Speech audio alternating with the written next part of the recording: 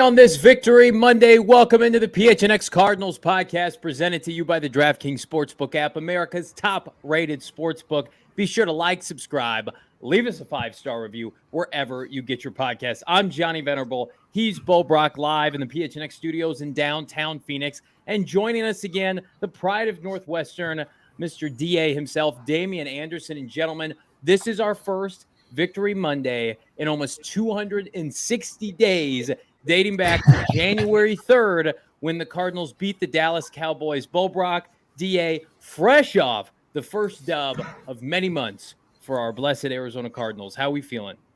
I got to scream about this game a lot yesterday, so I'm going to give way to our guy, DA. What were your thoughts on the dub yesterday, Damien? I mean, just like dramatic fashion, Bo, like that daytime drama where you had the ups, the downs, the unsung heroes, Kyler having those signature moments that we talk about, the unsung hero, Isaiah Simmons with minimal snaps, but he gets in the game and makes a huge play, and the Cardinals end up winning it in dramatic fashion in overtime. To me, I know that our own Howard Balzer wrote about it on PHNX, about the tale of two halves. I mean, it really was that, Bo, Johnny.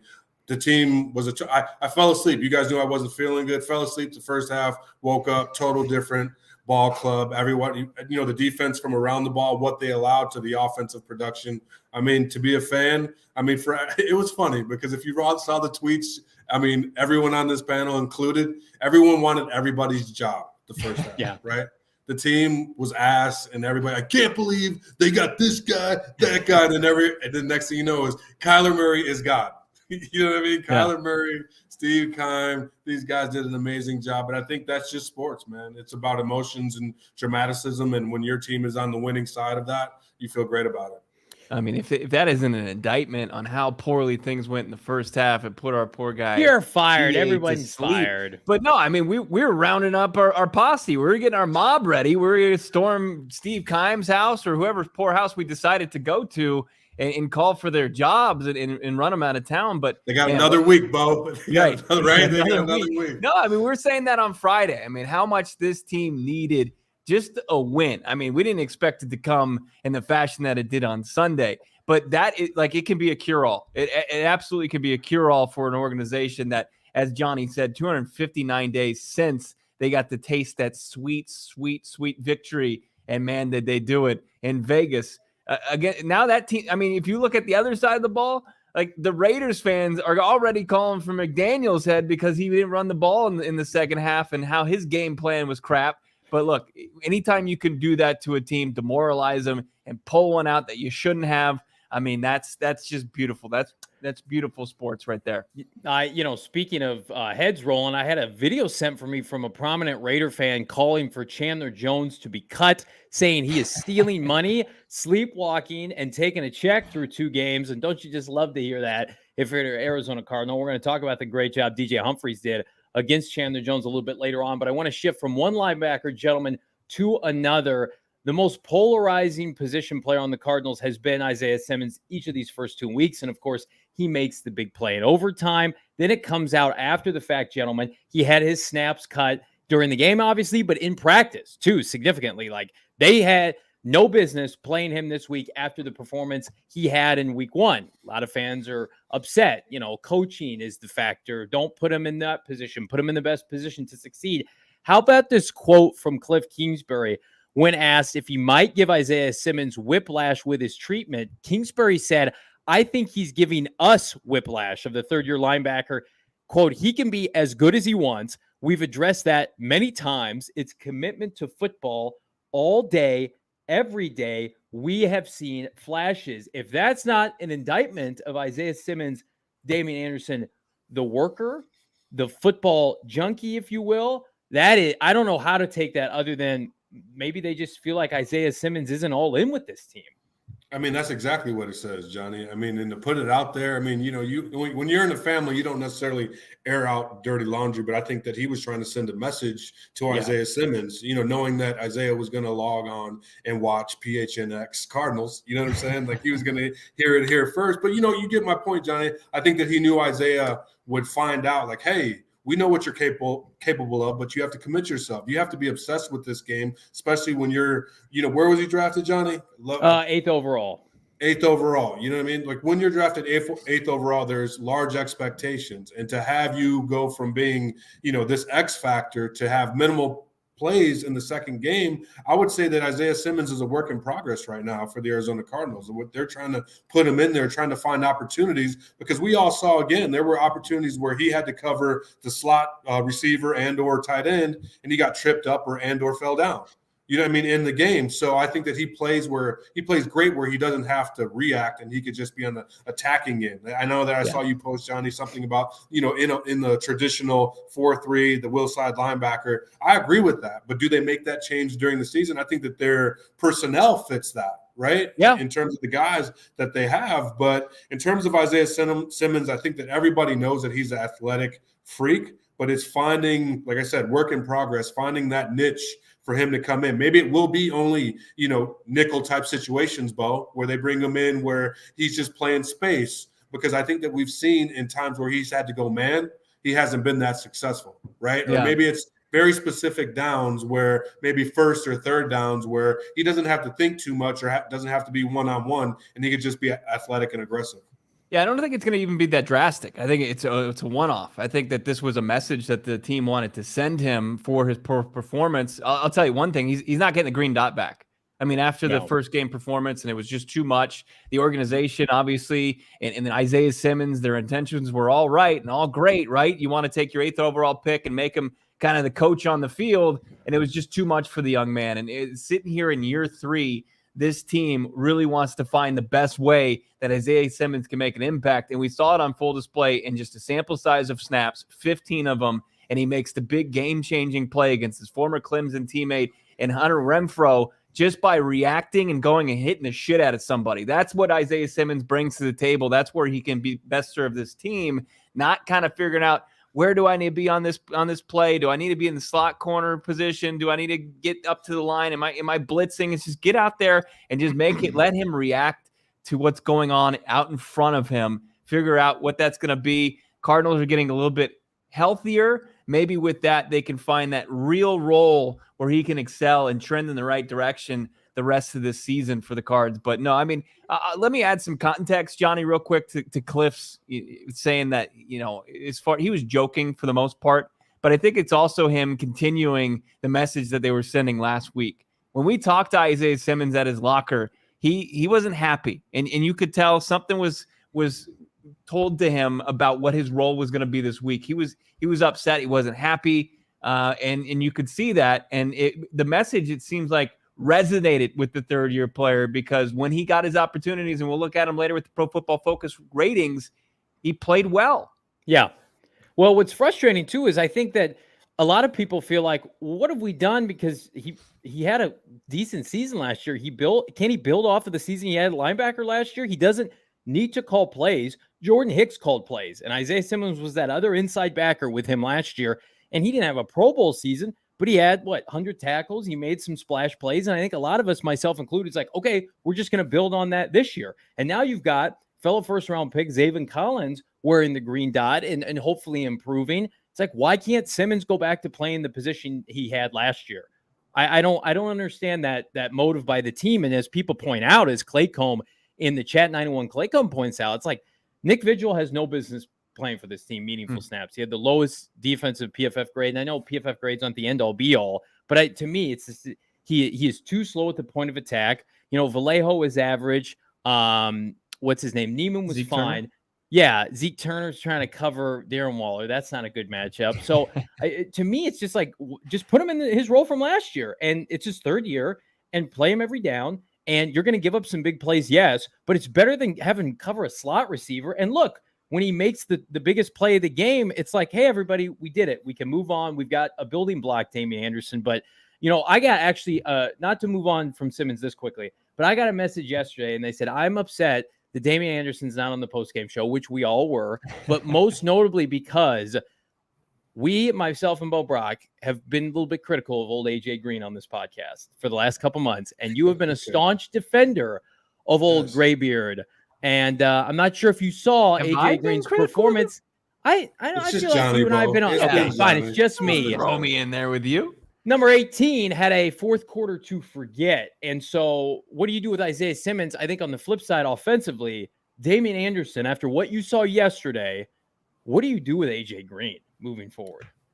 I mean, the question would be, Johnny, what else do you have? So right now, he's one of the guys. So you got to work with, when they say life gives you lemons, you make lemonade, and AJ Green is lemonade, and you just keep on feeding him. I mean, you don't get me wrong. You don't want. I know that we're going to get into it in a later segment. You don't want Greg Dortch to be the number one leading receiver on your team. That's not why you signed Hollywood Brown or you have Rondell Moore. You have this wide receiver depth. But you got to find – he's the only one with, size, with experience, and keep on trying to get him the football. That's what I would do. I mean, you saw when he – I don't remember exactly if it was a two-point conversion or the touchdown that he scored throughout traffic where, Kyler threw a laser and he caught the ball, and it was a great two-point conversion. Yeah, two-point conversion. So he has moments. I mean, I think that for a 34-year-old receiver, I mean, my expectation would be to go out there and still play at a high level. But granted, we haven't seen that, right? I just think that it's maybe with play calling. It could be due to the fact, Johnny, that the Cardinals went 3 and out so many times. They had a third down conversion rate of, less than 30% in comparison to fourth down, as well as their red zone opportunities. So we saw them score. And it just could be play calling. And I want to say maybe, some things that I took away from that game, it was that you saw the Cardinals get comfortable in the second half, right? Second half adjustments. You saw that. But you also saw Vance Joseph make some huge calls and plays for them to stop them virtually in the second half. So to me, I think this team is still trying to find their footing, right? And it's trying to find their identity. One thing coaches used to say to me is hey, you got to have 4 games on a team before you could determine what they really look like, right, in terms of body of work. And I think that with Simmons to get on that point, with A.J. Green still trying to figure it out, I think offensively, not having Rondell Moore, not having, Hop in there, I just think that they're trying to find their identity and they don't want to necessarily force feed the ball to Hollywood, which we saw him and Ertz had 11 targets yesterday?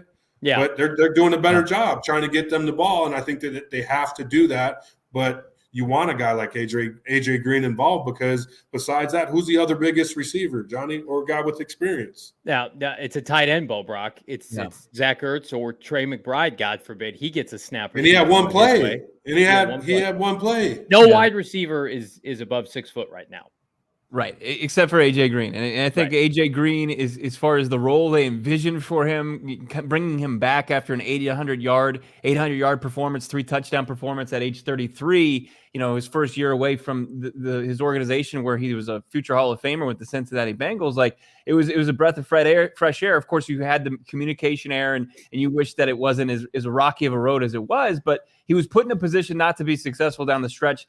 At the end of last season, I feel like at the beginning of this season, he's kind of thrown back in that role just because of what's happened as far as injuries and, of course, the suspension of DeAndre Hopkins early on for this team. I mean, what do you mean put in position not to be successful? Don't play him? Because that's the only alternative. No, I mean, you still got to catch the fucking football. No doubt about it. That has to happen. He almost gave away the game. Should have put him right on the goal line. He needs to catch that ball.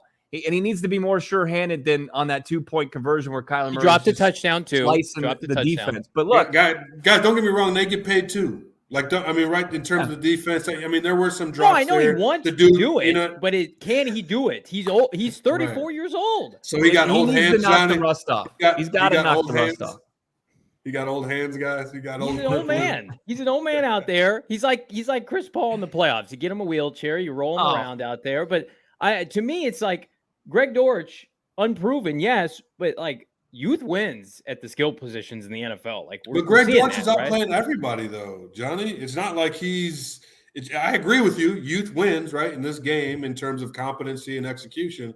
But Greg Dortch is outplaying everybody. I mean, to me, next to Kyler Murray, he's the next guy in line for the offensive MVP. He probably would get it because he's the most unsung, the most unlikely person to be performing the way that he is. I like this comment. 91 Claycomb. Ravens are playing Isaiah Likely, and they have the best tight end in football, or one of them, Mark Andrews, but we can't find a song snap for McBride. It's coaching.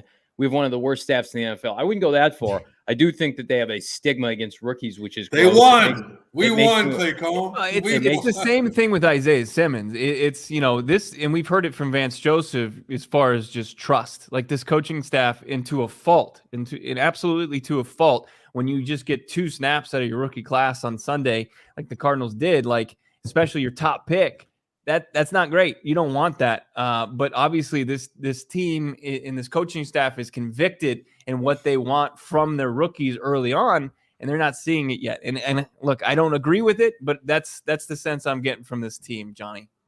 It's frustrating because I think all of us look at somebody like Trey McBride, who we've seen with our eyes in practice, could help this team. Like, don't get it twisted, guys. Like, Greg Dortch wouldn't be playing if Antoine Wesley and Rondale Moore were healthy. But he's getting an opportunity because of injuries. And unfortunately, I feel like that's the only way Trey McBride's going to get an opportunity. If somebody like Max Williams or Steven Anderson goes down, and those guys are not competent pass catching threats, certainly to the effect of Trey McBride. And I love Zach Ertz, but Zach Ertz is a catch and go down kind of player at this point. He had the nice screen run yesterday, but I mean, Trey McBride, I don't want to turn this whole segment into why aren't they playing a second round rookie from Colorado State, but they need some size in the red zone. Like, the problem with Kyler and AJ yesterday was Kyler couldn't hit anybody else in the red zone because everybody else is small. Like, you need big body targets. I mean, he hit Dortch the drive before. I mean, they found that Dortch. but softer coverage. But when the game's on the line. But I feel like that's a fucking excuse. Like, I really do, because you see it all around the league where you see Tua hitting Waddle, you see Tua hitting. Tyreek Hill. Those dudes are 5'10", 5'11". Well, the Cardinals don't have a problem going 20-20 with those guys. Like, Hollywood should have had a touchdown that got taken away. He should have hauled in that pass in overtime. Hollywood's another case in and of itself, and he's getting more comfortable. Gotcha. Dortch, you should be happy with anything that you're getting, frankly. But, like, you need size at the position. I guess they're just the answer to my question, I'll answer it myself, is they're going to wait for Antoine Wesley and DeAndre Hopkins to come back. Yeah, and for people who are curious as far as Steven Anderson and him finding the field before Trey McBride, is they view him in that kind of, is it the H-back role, DA? Like, where he's playing, he's in the backfield in some plays, and it's something that Kliff Kingsbury really hasn't incorporated too much, but he added with Steven Anderson, and it's not something that Trey McBride's comfortable with. So, they're moving forward with the veterans over the rookie before they don't want to see those mistakes, kind of aired out in real time when there's live ammo out there being shot at him on the playing field. Yeah, go ahead, Johnny. Go ahead. No. Put a cap on this for us, DA. I mean, the margin for error is very minimal, as we saw, to win football games. It's very unlikely that teams come back from 20 points behind and respond with 29 points and win in overtime. Like, that's a rarity. So when you're out there, that's why Isaiah Simmons, whereby Vance Joseph didn't want to put Isaiah Simmons out there immediately, or Zaven Collins, because of those errors that can happen and the probability, the cascading that it could affect, that it could have in terms of points scored, or on the offensive side, getting your quarterback blown up, right? You just give a guy $200 million. You don't want to put him in a position where, hey, you may not be receiving as much as, you want to. You're going to be blocking. We got to protect our quarterback, right? And personnel and packages, Bo. That's probably why Anderson's out there in comparison to Trey McBride, because from everything that you guys have said, he's got everything that you want in terms of a tight end. But I feel like they already have that in Ertz, Johnny. So they're trying to find that role for. I see the value in having them both on the field at the same time. To me, I think that creates a mismatch for the defense. I don't understand why they don't do that. This speaks to a lot of frustration from Cardinal fans when they drafted Trey McBride, and not an indictment of the player, but of the organization he was going to, and the fact that they just re-signed Zach Ertz. And it's just like, we all know a rookie corner would be playing right now. We feel like maybe a rookie offensive guard would have had an opportunity to play over Sean Harlow week 1, or I don't know, skilled player that's not a tight end. But it's interesting. We're going to talk about the 2019 rookie class here in a minute, but I want to remind everybody, I won big time money yesterday on the DraftKings Sportsbook app. You can too. We've got 2 premium Monday Night Football games tonight: Minnesota, Philadelphia, Tennessee, and Buffalo. And right now on the DraftKings Sportsbook app, new customers can bet just $5, get $200 in free bets instantly. Plus, everyone can experience the thrill of DraftKings early win promotion. Get this: bet on any NFL team to win. If your team leads by 10 points at any point during the game, you get paid instantly. Cha-ching, cha-ching, Buffalo Bills tonight. Hint, hint, even if your team loses. I don't think Buffalo's losing, but I sure as hell feel like they're going to have a 10-point lead. It's simple. All you got to do, fellas, is download the DraftKings Sportsbook app. Use that promo code PHNX. That's promo code PHNX at the DraftKings Sportsbook app. Minimum age and eligibility restrictions apply. See those show notes for details, Bo. If you were following along on Twitter yesterday, PHNX_Cardinals, or on our TikTok, yeah, we're on TikTok. We're not that old. We're all over our social platforms at PHNX_sports. You would have seen us going absolutely bonkers in our new studios, just hanging out here, watching the game, enjoying the comfort of the more furniture, just all the furniture in the new studios. We got the big screen TVs. We were watching all the games. We were going nuts. You can watch the video and you kind of get a glimpse of these comfy loungers that are just unreal. You got to get some for your own place. And the only way to do so, go to morefurniture.com. They got their fall sale going on, so you can kind of ball on a budget with More Furniture. Morefurniture.com. All right. Went to the facility today, guys. Heard from Kliff Kingsbury. Had a couple things to say, about Isaiah Simmons. We dipped into that. We can kind of tell you what he said about Dortch. James Conner was a guy that we saw on the telecast, was kind of looked like he was lobbying to get back in after suffering an ankle injury. Kliff said that they're just being cautious with a guy who's been off injured in his career. He's day-to-day officially, but also some really interesting comments about Kyler Murray and how he navigated that second half. I mean, I don't know if you guys wanted to follow up on that. I mean, I don't know. I thought we had a clip there. We were waiting for Christ's sake to have a conversation. No. And I think Brother Noopsy had it in the chat. He said that he felt as though the Kyler was a bit conservative in the first half. And I felt as though that a little bit in the first game as well. And then that second half, you saw him be dynamic. And what we've been talking about of wanting him to have those signature moments, obviously the 2-point conversion, 20-second, 85-yard, 2-yard conversion. I mean, it was incredible, but he had a lot of plays like that. And I think that we saw Kyler putting the team on his back and not being denied. That time when Max Crosby was almost sacking him. To me, that was the epitome of the game. Like, Kyler was like, no, I'm going to get this ball off. I'm going to make it happen or score this touchdown. And to me, he was that dog. He took the game, and it was a combination of all his traits, right? His athleticism, his leadership, and his big throwing ability. I mean, we saw the touch. We saw him laser it in. We saw him wiggles, break tackles. We saw everything that you wanted, and why the Arizona Cardinals paid this dude over $200 million. How about the performance of the 2019 draft class for the Arizona Cardinals? We're bitching and moaning about the rookies not playing, but I mean, that's the last rookie class they played because they were in a full-blown rebuild, and Kyler Murray got to start day one. Byron Murphy, how about the job he did on Devontae Adams? 2 catches, 12 yards. Of course, Kyler Murray's heroics. Zach Allen, who we're going to highlight here, Pro Football Focus's highest-rated defensive player for the Arizona Cardinals. That trio right now, Kyler got his contract. I think we all would agree if Byron keeps this up, he's going to get paid. And then Zach Allen, could he be the logical successor to J.J. Watt? But this is what the Cardinals and their fan base have kind of been waiting for, right? It's like, hey, we could sign Robert Alford, but we would rather Byron Murphy take the reins over as CB1. Oh, we could sign Ndamukong Suh, but look at Zach Allen. He's really come on second half of last year, and he's been probably their most consistent front seven player the first 2 games. I'm just very encouraged from what I've seen from that group. And maybe it does, as much as I hate to admit this, preach patience, Bo Brock, with these rookies that, hey, it just takes some time. But the Byron Murphy thing blows my mind. I did not expect that at all. Right. And Kliff kind of gave us a little bit more, shed some light as far as how they approached Devontae Adams, and they just switched up coverages on him throughout the day. But Byron was the guy. I mean, and Byron Murphy, you would hope that Steve Keim is smart enough, because it's not a Chandler Jones. He's not over 30. He's a young guy. He's going to enter his first, big contract.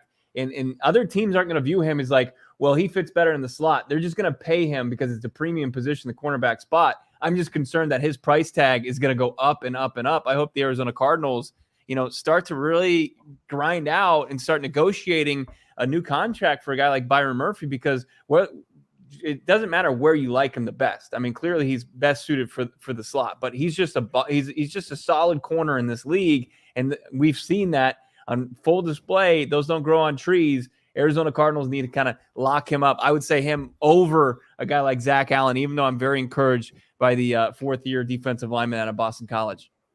Guys, and it's very Byron Murphy reminds me of like the honey badger, right? Like in terms of like always around the football, always making plays, always just being at the right place at the right time, and just a good football player. I think the jury's still out. I think the Cardinals want to see a little bit more in terms of performance, and I think that's understandable. But at the same time, this team has to continue to win. And with the offenses that they play, are they going to put themselves in this type of deficit right in the first half? Are they going to have enough that when they're playing against tougher defense? I mean, I know that we're going to get into this later throughout the week, coming up with the Rams this week, but that you don't want to play like you did, that first half. You don't ever want that to happen, Bo or Johnny, to be down 20 points. Yes, you're great. I mean, it's some great building blocks in terms of adversity, right? Like, hey, we've been down, 20 points at halftime. We've come back. We've, mounted a comeback. Offense, defense responded. Obviously, both coordinators are doing a great job calling plays, right? Like, they got something that they could reflect upon and know that they could battle adversity and win football games. But that's not how you want to play football games, moving forward, right? Notch it up as a dub, learn from it. I think you learned that Kyler needs to be more aggressive. Maybe, Isaiah Simmons, until you learn more, that patience you were talking about, John, but he's not a rookie. You know what I mean? Like with Simmons, no. Like he's not a rookie. But Morris is just situational, like finding the best situation for him to play. But the crazy thing about it, when you're 8th overall pick, the expectation is to be on the field, Bo, Johnny, all the damn time. All the snaps, not just 15. Well, Cardinals need to do. Go ahead, Bo. I mean, think about this analogy. I mean, when you were your senior in high school or senior in college, I mean, you were a big man on campus, right? Like you'd seen it all at that point, whatever school you were at, and you felt comfortable, and you were walking around the hallways like you owned them, right? Usually, and like that. When you look at the 2019 class, they're all in their fourth season. I don't know, DA, like in your experience, just looking at guys at that stage in their career, like they're young enough where they still have that athleticism, that peak athleticism, but then they've got, between the ears, they should have already seen everything and know everything as far as the playbook and been out there on the field of play enough to kind of witness everything. I think that's just, it's good to have a lot of guys at that stage in their career on your roster because it seems to be a prime spot for them. Well, here's for sure.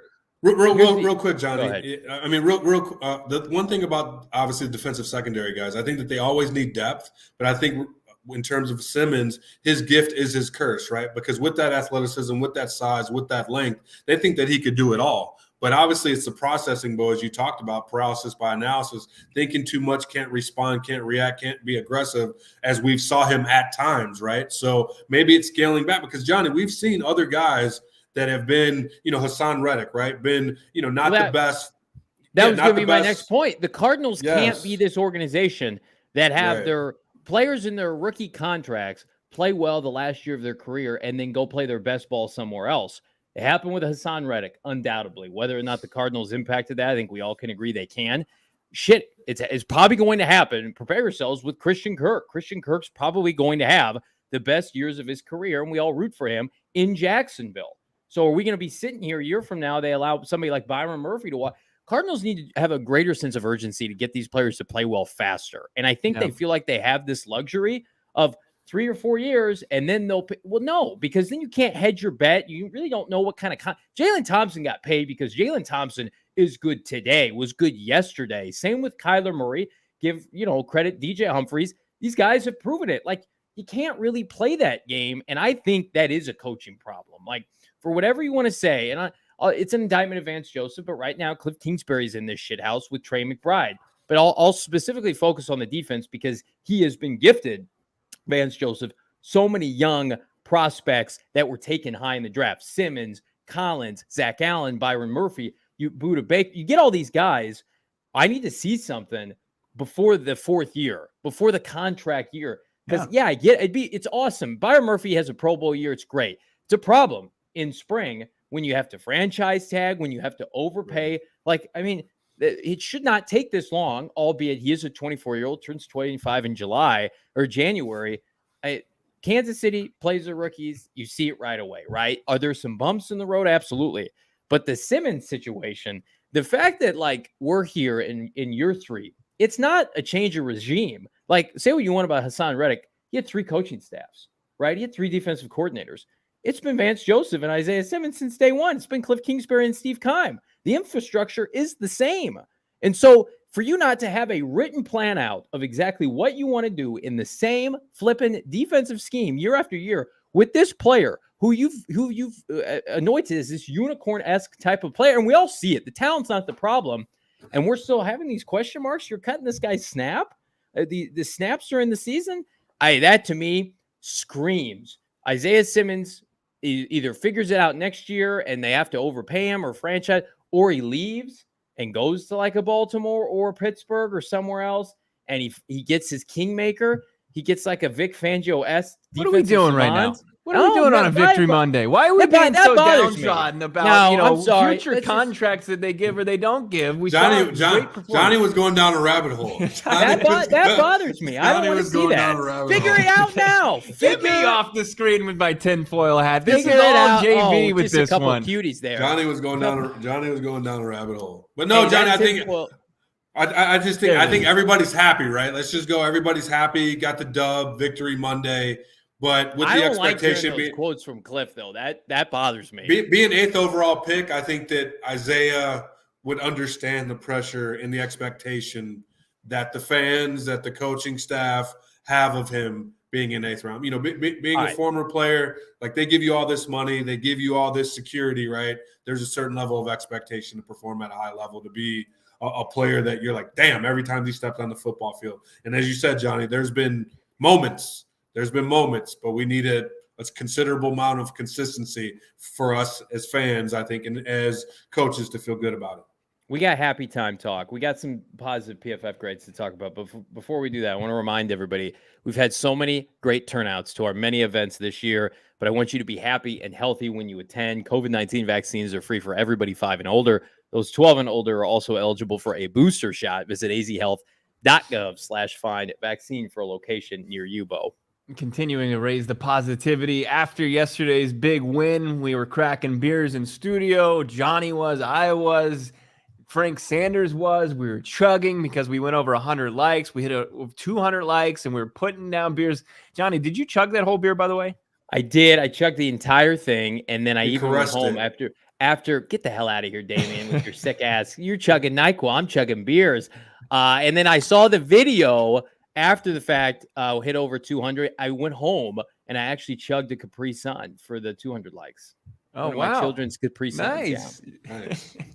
Did you just smash it with your hand? Well, here's something that I think is the biggest change up of why you were able to put down that beer, because it was so delicious. It was 4 Peaks. We had an incredible watch party earlier in the day, hanging out with some new friends. We had Angel, we had Bree, we had Michael out there. It was awesome to meet everybody, hang out, watch the game on the 220 inches that 4 Peaks has each and every Sunday. You can go hang out, get some great food, get some great beer, and some great just fun at 4 Peaks. Got to be 21 years or older, and of course, enjoy responsibly. All right, let's get into these PFF grades, Johnny. It's like your thing. If you want to see PFF grades about the Cardinals, you got to follow my guy, Johnny Venerable, on Twitter. I'll pay for the people. That's what I'm doing. I'm paying for a membership for the people. Some people said, can you just take a picture and post it? Well, I'm not going to be that aggressive. Yeah. Then I'll hear from our friends at PFF. But I'll give you a little taste.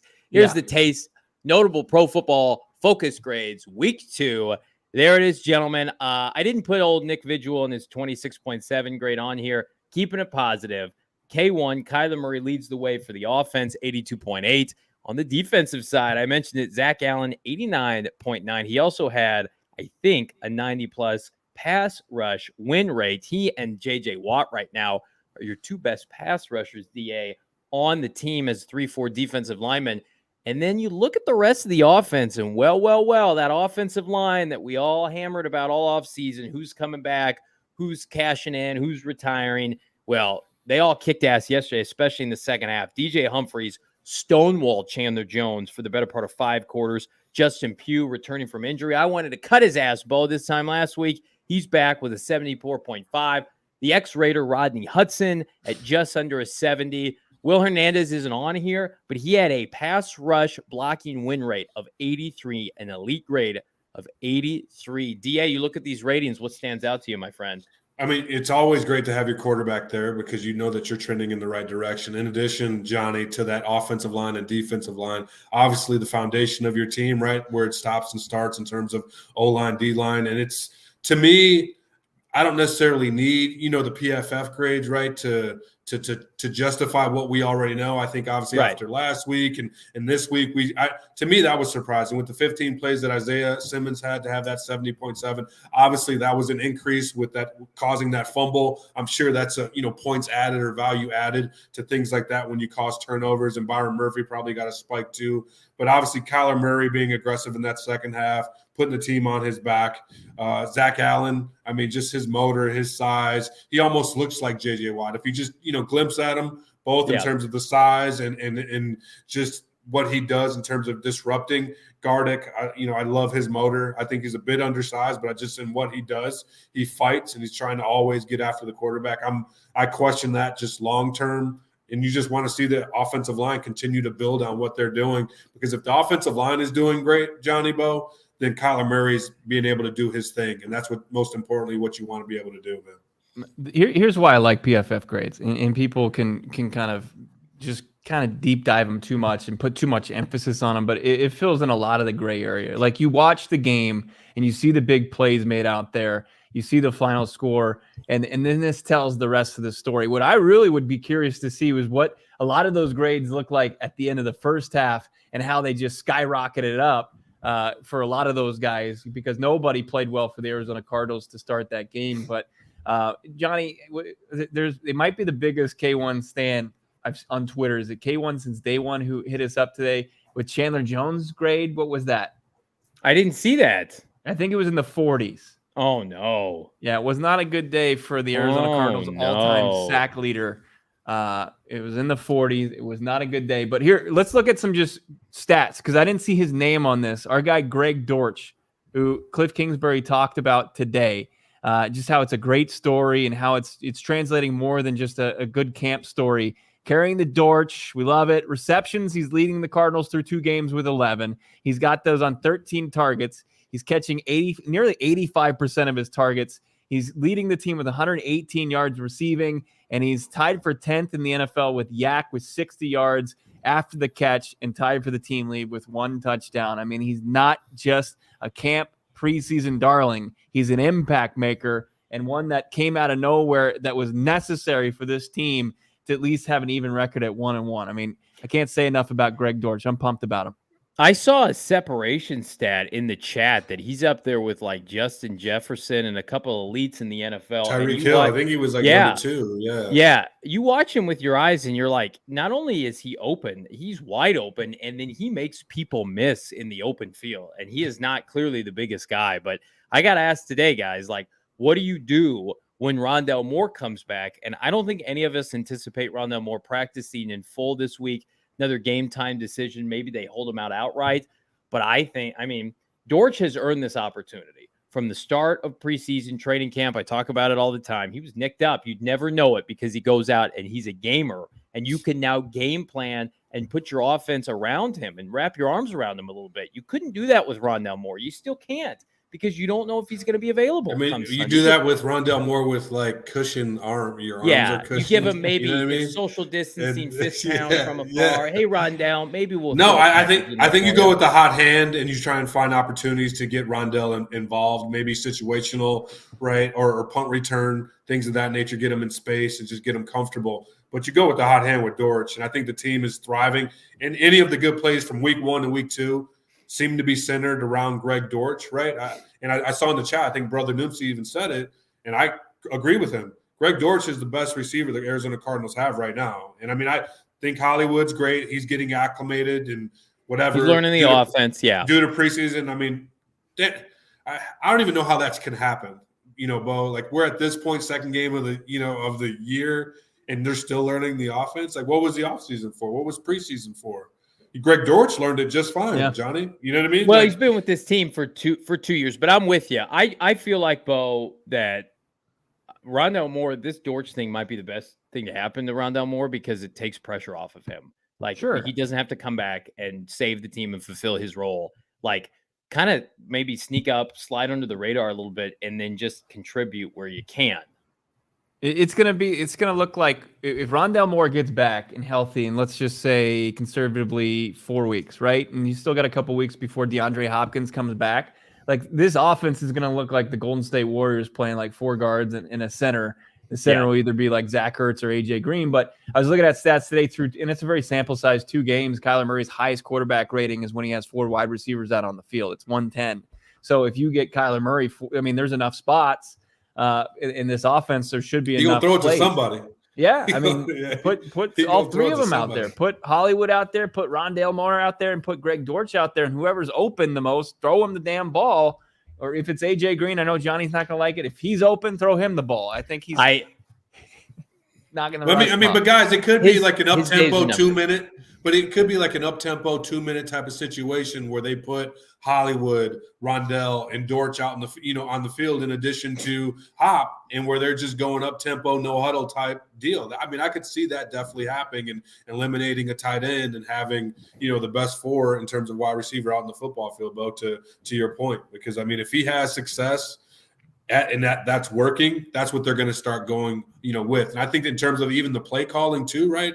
I think that helped with Kyler just being electric and athletic and eluding, defenders, right? Coupled with that. But I think Kliff is getting comfortable calling plays for his guys and finding guys, throwing guys open.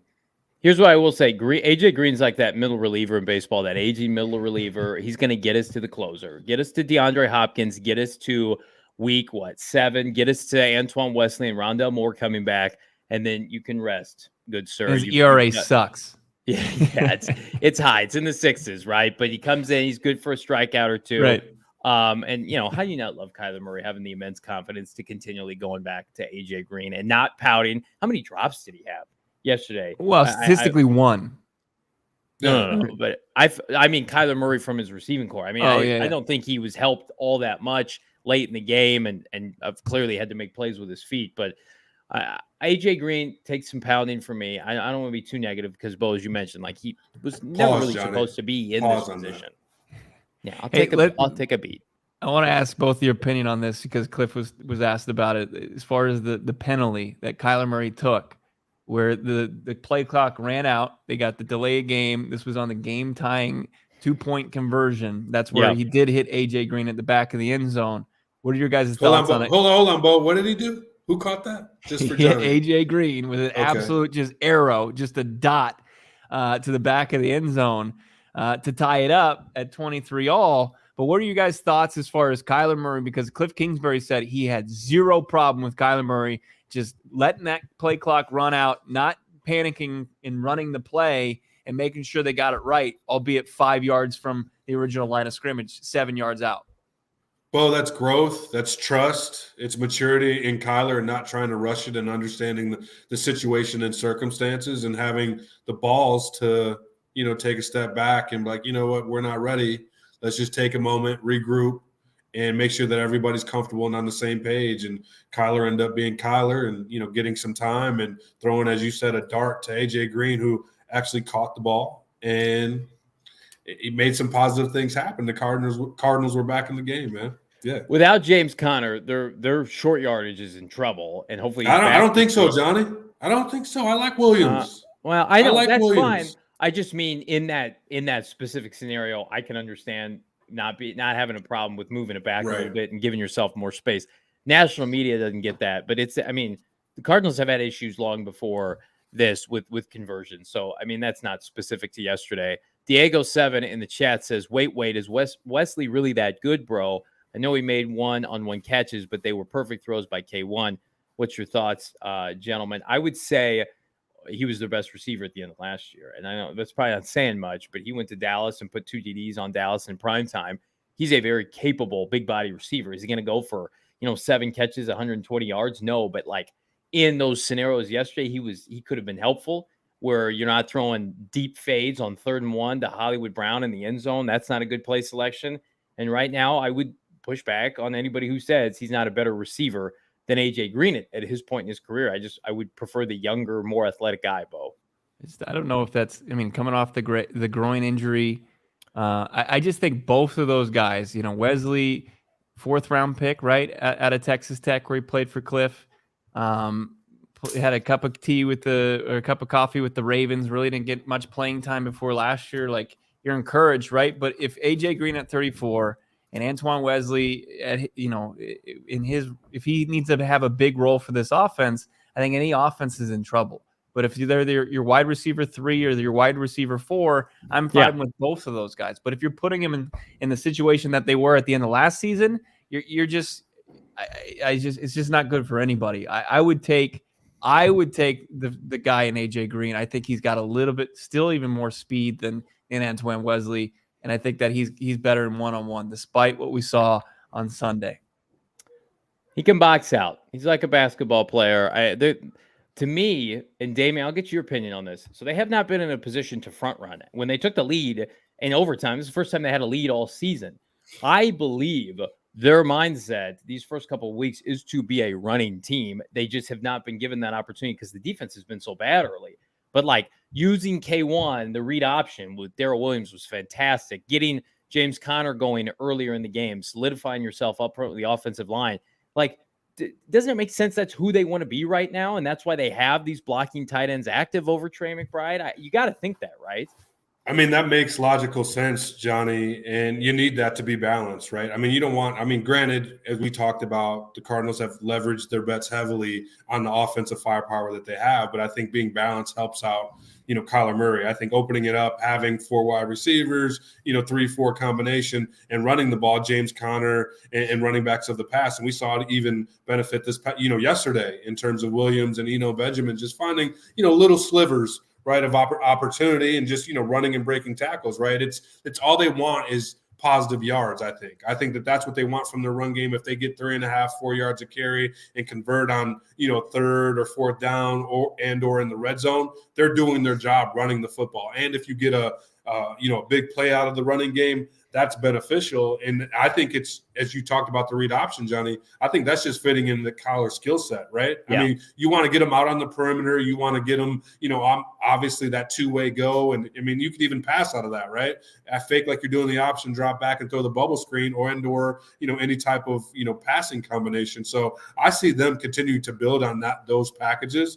And it's just, I think what we've seen so far, Johnny, the past 8 quarters, Kliff, Vance trying to figure out who they are offensively, defensively, without having key pieces, right? Without having Hop, with the offensive line being in and out, not having Rondell Moore, Kyler, deciding who he's going to be. Am I going to be ultra aggressive or am I going to try and be this traditional quarterback that just stands in the pocket, or am I just going to be what got me here? What got me $200 million and go out there and be elusive and be the guy that won him the Heisman Trophy, right? And the Rookie of the Year and got him multiple Pro Bowls. And on defense, it's, we're trying to be aggressive, trying to bring this pressure, but is that the answer for this team?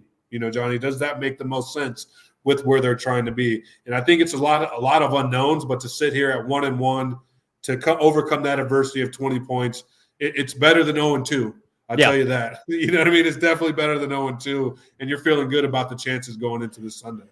It was a lot of fun, and speaking of fun, I want to tell you about the easiest and most fun way to spice up your football season. Right now, it's Underdog Fantasy, and they're fantastic pick'em game. Personal experience, had a lot of fun doing it this weekend, last weekend with the crew. Haven't won yet, but continuing to dabble, and you should too. Just look for your favorite or least favorite players, stats, pick between 2 to 5 players. You can do it right now ahead of the Monday night games, and for your pick'em entry and whether or not you think they'll end up with a higher or lower total than the stat in this week's game. Get all your picks right. You can win up to 20 times your money in a single night. I love those big ticket payouts. I don't want a nickel and dime on these apps. I want huge payouts, and that's what you can get with Underdog Fantasy. You can search in the App Store, click on the link in the show notes, sign up with, you guessed it, the promo code PHNX. Underdog Fantasy, get this, is going to double your first deposit up to $100. You put in 100, you get 200. That's Underdog Fantasy, promo code PHNX. Get in on the action today. You're not going to want to miss Wednesday's episode of PHNX Cardinals. I believe Damien's actually going to join us on Wednesday. We're going to hang out. We're going to have another live show, audio only, tomorrow, right, Johnny? We'll just audio only tomorrow. Wednesday, we're back live, and we've got some incredible news from our friends over at OG's. I can't say any more than that. That's going to be electric what they're going to unveil. But between now and then, get your ass in the Flavoring Life sweepstakes, because you can win not 1, not 2, but 3 bags of the OG's gummies, including orange creamsicle, their tropical flavors. You can get that OG's hat that, if you're watching on YouTube, you can see the bucket hat there. I think they've got a dad hat as well. You can get a PHNX shirt of your choice, like our new Buddha celebration t-shirt that we've got, or the Hollywood sign on Camelback Mountain, that PHNX shirt, any one of your choice, PHNX annual membership, read those Howard Balzer's articles, sign up at gophnx.com, click the link in the show notes below. That'll get you in the Flavoring Life sweepstakes. Check out OGs as well online at ogsbrands.com and on Instagram at OGBrands. You can also find their products at your local dispensary. Got to be 21 years or older to purchase. Bo mentioned it's the hottest new shirt at the PHNX merchandise locker, the touchdown shirt, Arizona Cardinal-esque themed. We love it. PHNX new release. It goes hand in hand with the Hollywood Hills shirt on Camelback. Get the 2 new release Arizona Cardinal themed t-shirts, PHNX Cardinals, I should say. We love them right now, $29.99, or you can cop it for free if you sign up with a year membership at gophnx.com, just under $60. Everybody do me a favor. Go in and hit that like button. Better yet, smash that like button. Help share the video on the YouTube algorithm. We are coming off our most successful post-game show to date, and that's because of all of you making it happen. Be sure to like and subscribe the PHNX Cardinals podcast, your premier, your elite, your only Arizona Cardinal podcast worth messing with. We are, hopefully, fingers crossed, back tomorrow, audio-only format. For the great Damien Anderson, from my cohort, Bo Brock, I'm Johnny Venerable. We will talk to you soon. Take care, everybody. Peace.